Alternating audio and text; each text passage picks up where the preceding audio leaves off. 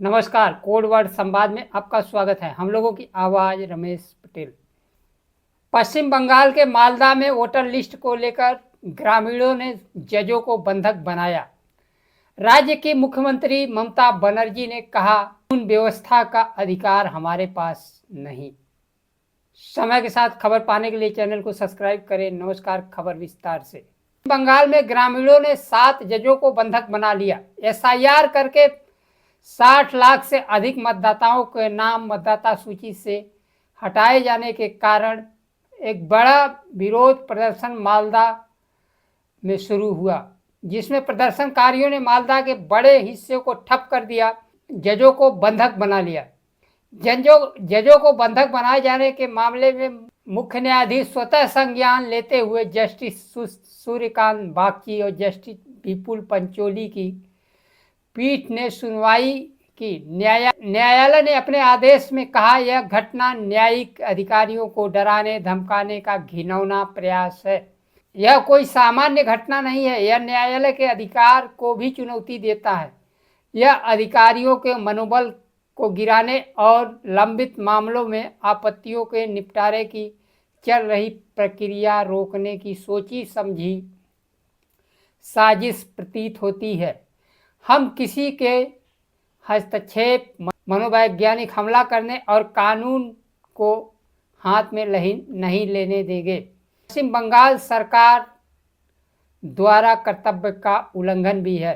पश्चिम बंगाल के मुख्यमंत्री ममता बनर्जी ने इस घटना से सरकार को अलग कर लिया और एसआईआर को लेकर लोगों के गुस्से की ओर इशारा किया। उन्होंने कहा, प्रदर्शन करने वाले हमारी पार्टी के नहीं थे। घटना की जांच होनी चाहिए। मुख्यमंत्री ने कहा, चुनाव आयोग और भारतीय जनता पार्टी आग से खेल रहे हैं।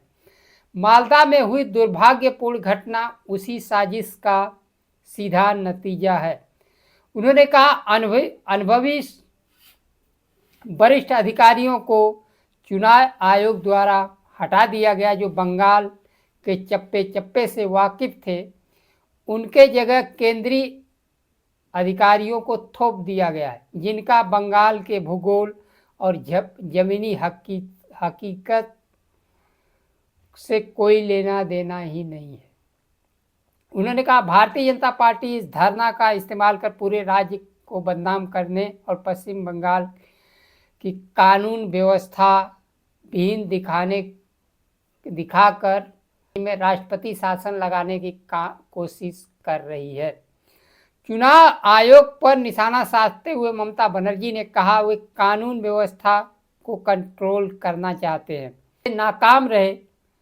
इस घटना को लेकर उन्होंने कहा, अगर इस घटना के लिए कोई सचमुच दोषी है तो गृह मंत्री अमित शाह लोगों को सुरक्षा देने के अपने कर्तव्य में बार बार फेल हो रहे हैं और गृह मंत्री को अपने पद से इस्तीफा तुरंत दे देना चाहिए। उन्होंने भारतीय जनता पार्टी पर राज्य का विधानसभा चुनाव रद्द करवाने और राष्ट्रपति शासन की साजिश रचने का भी आरोप लगाया। चुनाव को लेकर पश्चिम बंगाल में आचार संहिता लागू है।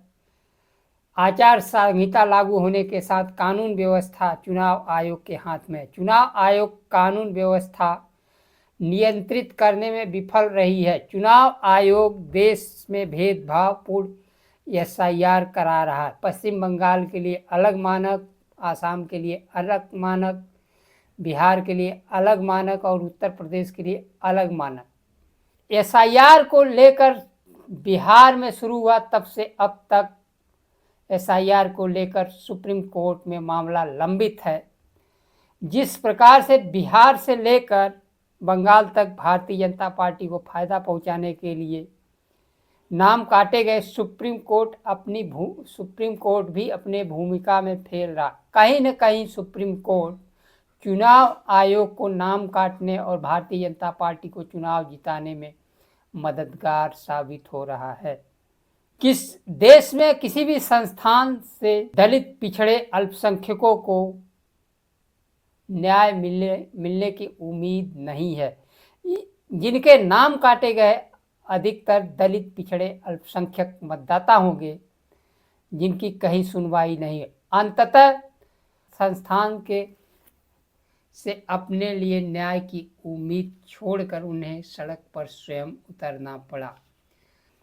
इस विरोध प्रदर्शन को लेकर देश के संस्थान जिम्मेदार हैं।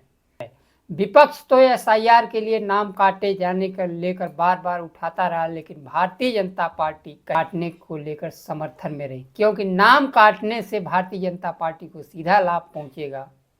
इसलिए भारतीय जनता पार्टी इन काटे गए नामों को लेकर उनके समर्थन में रहती है। यह कौन सा दौर है कि भारतीय जनता पार्टी राज्य में, देश में नौकरियां खत्म कर रही है, शिक्षा खत्म कर रही है, लेकिन फिर भी चुनाव रिजल्ट जब आता है तो भारतीय जनता पार्टी जीत गई। विपक्ष के रैलियों में लाखों की भीड़ आती है और भारतीय जनता पार्टी के फाड़े के भीड़ आती है, वह भी कुर्सियां खाली रह जाती हैं। वो लोकतंत्र में मतदाताओं को वोट देने के अधिकार, अपनी पसंद से सरकार चुनने का अधिकार मिला हुआ है। यह सरकार अब वह अधिकार और संविधान लोकतंत्र आम लोगों से छीनना चाहती है। बंगाल के एसआईआर को लेकर मुख्यमंत्री ममता बनर्जी को भी सुप्रीम कोर्ट में खड़ा होना पड़ा और ऐसा लगा कि मुख्यमंत्री जब खड़ा हो गए तो लोगों को न्याय मिल जाएगा, लेकिन प्रदर्शनकारियों के पास वैध दस्तावेज होने के बावजूद उनके नाम मतदाता सूची से हटा दिए गए। बंगाल में वोटर लिस्ट को लेकर प्रदर्शनकारी सड़क पर उतर गए। वह सड़क पर क्यों उतरे, कहीं न कहीं हमारे संवैधानिक संस्थाएं जिम्मेदार हैं, चाहे चुनाव आयोग हो, न्यायपालिका हो और केंद्र की सरकार। इस कुल मिला के आम लोगों के हक और अधिकार छीनना चाहते हैं और संविधान खत्म कर देना चाहते हैं। संविधान में सबके लिए बराबरी का अधिकार है, लेकिन भारतीय जनता पार्टी की सरकार देश के संसाधनों को कुछ लोगों को सौंप देना चाहती है, बाकी लोगों को गुलाम बनाना चाहती है। आज के लिए बस इतना। नमस्कार। जय संविधान।